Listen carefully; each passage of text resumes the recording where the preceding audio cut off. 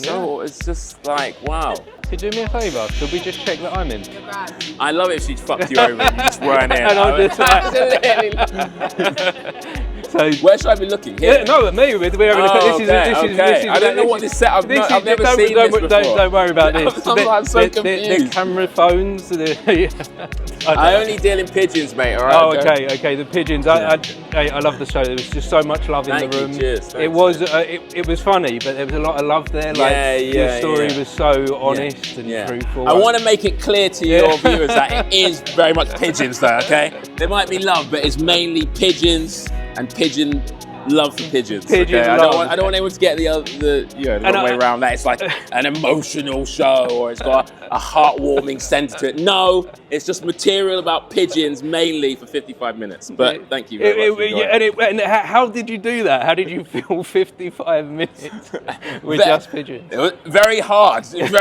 With a lot of struggle. No, look, I genuinely like pigeons. Like I genuinely have enthusiasm for pigeons, and I think you can't do a show about pigeons in 55 minutes if you don't have enthusiasm for pigeons. You know what I mean? So I think they're an underrated bird. I think they're fascinating. There's so many pigeon facts and so many that I couldn't get into the show that I'm trying to work in. Okay, what did we miss out? What did I miss? So my number one, this is an exclusive, I'm not talking, but I'm dying to try and get into the show. I don't know how yet, but basically my second, obviously I reveal my favourite pigeon fact in the show, but my second favourite pigeon fact is that in terms of pigeons are excellent parents. So both the female and male pigeon breastfeed their young.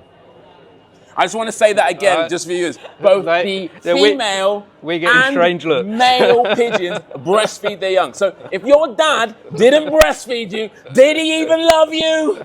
Okay. I wonder with pigeons, and I might be completely wrong here, but I don't think I've ever seen a baby pigeon. There's things. So this is because they don't stay looking like babies for very long. So you actually probably have seen a young, but they look just like, they age up quickly. They grow on those streets. You can't, you got to grow up fast on the streets of London when you're a pigeon. So they're already way beyond their years. I feel like this for you is more than just a show here, this pigeon thing. As well, because you tell us about your gran. We go into your family. And was that love real? It felt real. It felt very truthful. For the pigeons. Coming from your nan. 100%. Look, she was, it goes pigeons.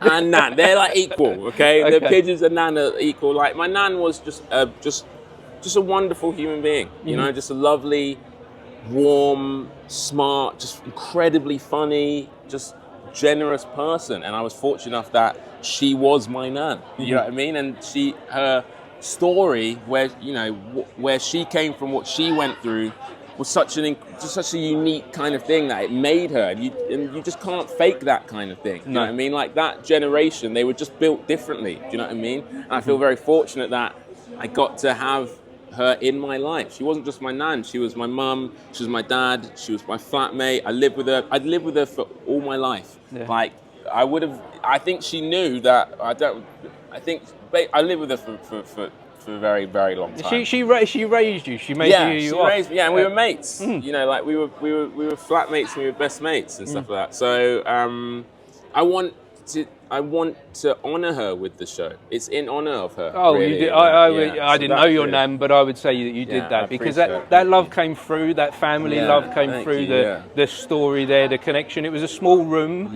But we all felt like. I don't often go to comedy shows and people are R-ing, and there was laughter filled with warmth. Like them two things together. I think it's a new one for me as well because I normally do clubs. I'm still kind of relatively, in my early stages as a comedian. I would say like I'm in the professional clubs, comedy clubs. So you do 20-minute sets. That's what you're doing that length of time. So it's very different. There's not really much scope for a lot of different variation in tone of it's very much like joke. No one's going to comedy club to be R-ing, as you say. And to have that, it'd be really weird for you to do that. So but an hour allows you to kind of stretch your legs, and actually I think it would be almost a little bit. I'm sure. Of course, actually, I don't want to say it. Of course, you can just do jokes for an hour. That would be great. But I think actually, it's nice to have sometimes mix it up, just tonally and variation, and I think that makes it interesting, if there's something that you can actually really engage with and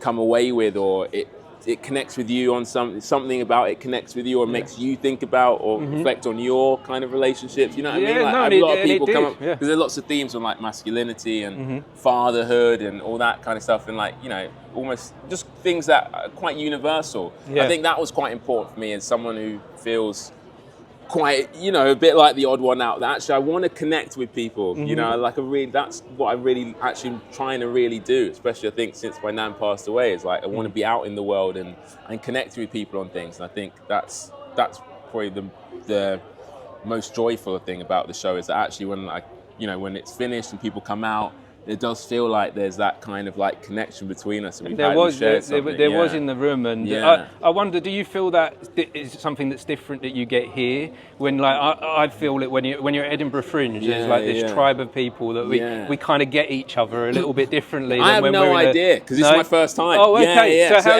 are you feeling right now then? For me, it's just like it's just overwhelming, almost a bit surreal. Like I think I know I'm a bit odd and a bit like maybe not your archetypal kind of stand-up in the rhythms and the kind of the kind of it and stuff like that. And I feel like maybe some people might have, I don't know, kind of maybe put me into one thing or put me in a box and stuff like that. But for me, like I have aspirations for wanting to just perform to as many people as possible. Who wants to be in a box? Yeah, exactly. Who wants to be entertained by someone that's in a box? And I've done the hard yards. I've gigged up and down the country. I've supported the likes of like Russell Howard and John Bish. So I know that what I do can connect. So I kind of had that feeling that I think I have the ability to connect and stuff. But to actually then come here and people put their money where their mouth is. Like I grew up in the state. I understand the value of things. For people to pay to see you. Yeah. That's incredibly affirming experience, so that, it means the world. It's awesome. Well, I hope that you find that here, and I think from tonight, I think you are. I felt the connection tonight. So it was so funny, but I felt it. It meant something as well at the same time. Me and the pigeon. So you and the pigeon. So what are your hopes and dreams past the Fringe then? Where are you going next? Home. Home. Is that it? You and the pigeon. Back to Lewisham. We're not back to Lewisham when no one knows about the Fringe or cares. So just back to reality. Okay.